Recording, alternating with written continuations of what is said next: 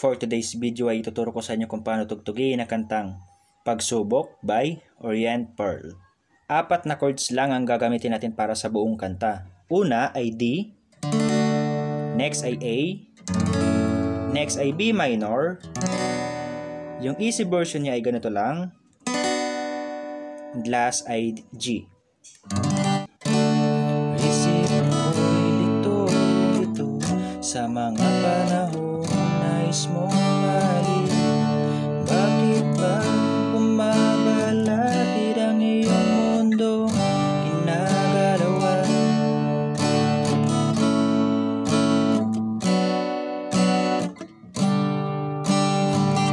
Itanim mo